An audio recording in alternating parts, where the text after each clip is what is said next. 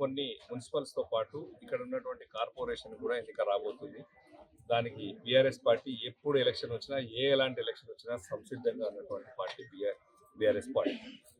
60 డివిజన్లలో జరగబోతున్నటువంటి ఎన్నిక మా జిల్లా అధ్యక్షులు రేగా కాంతారావు గారు, ఈ కాన్స్టిట్యున్సీ ఇన్ఛార్జ్ మాజీ మంత్రివర్యులు వర్మ వెంకటేశ్వర గారు, ఈ కాన్ఫరెన్స్కి సమన్వయంగా ఇక్కడ ఉన్నటువంటి అందరి మధ్యలో నేను వచ్చినటువంటి ఈ ఇన్ఛార్జిగా ఈ 60 డివిజన్లలో ఎలక్షన్ ఫిబ్రవరి 2వ వారంలో జరుగుతుందని తెలిసింది. ఇది అందరికీ తెలిసిన విషయమే.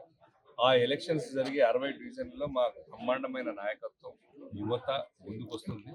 ఒక్కొక్క డివిజన్లో 4-5 పోటీ పడుతున్నారు. ఖచ్చితంగా మేము యువత ప్రోత్సహిస్తాం, కొత్త వాళ్ళని కూడా తీసుకొని ముందుకెళ్తాం.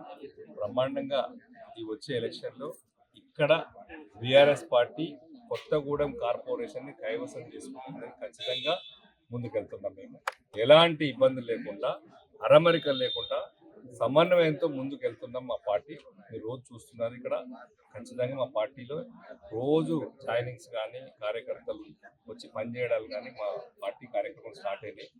రేపటి నుంచి ప్రతి డివిజన్లలో మేము ముగ్గురం, కాంతారావు అన్న, నేను, ఇక్కడ ఉన్నటువంటి వర్మ గారు కానీ, ఇంతకుముందు ఉన్నటువంటి ఆ మేయర్ సీతాలక్ష్మి గారు, ఎక్కడెక్కడ మా ప్రజాప్రతినిధులు ముందున్నారో యాక్టివ్గా ఉండే చురుకైన కార్యకర్తలు అందరూ కూడా పక్కన ఉన్నటువంటి గ్రామ పంచాయతీ, ఇక్కడ ఎలక్షన్ లేని వాళ్ళు ఈ నియోజకవర్గాలు కానీ పక్కన ఉన్నటువంటి పినపాక నుంచి కానీ అందరినీ తెచ్చుకొని ప్రతి డివిజన్ నుంచి కూడా కొంతమంది ఇన్ఛార్జ్ తీసుకొని కష్టపడతాం. ఈ 20 రోజులు 25 రోజులు గట్టిగా కష్టపడతాం, ఎలక్షన్ చేస్తాం, గట్టిగా ఫైట్ చేస్తాం. 100% ఈ కొత్తగూడెం కార్పొరేషన్ కారు జెండా, కారు గుర్తుని ఎగరేస్తాం. ఇది ఖచ్చితంగా జరుగుతుంది. సార్, మీ కొత్తగూడెం ఇన్ఛార్జ్ ఉన్నారు కదా, ఎవరితో పొత్తు కానీ లేకపోతే ఎట్లా 5 రోజుల తర్వాత డిసైడ్ చేస్తాం. ప్రస్తుతం మా మొన్న సర్పంచ్ ఎలక్షన్లలో కూడా సిపిఎంతో పొత్తుంది ఉమ్మడి జిల్లాలో. ఆ దిశగా పోతున్నాం. ఉండే అవకాశం ఉంది కొత్తగూడెంలో కూడా. మిగతా దగ్గర సర్దుబాటు అవుతున్నాయి. ఇక్కడ కూడా ఉండే అవకాశం సిపిఎం పార్టీతో ఉంటుంది. ఇంకేదైనా ఉంటే కూడా మేము వెల్లడిస్తాం. దాంట్లో ఇబ్బంది ఏం లేదు.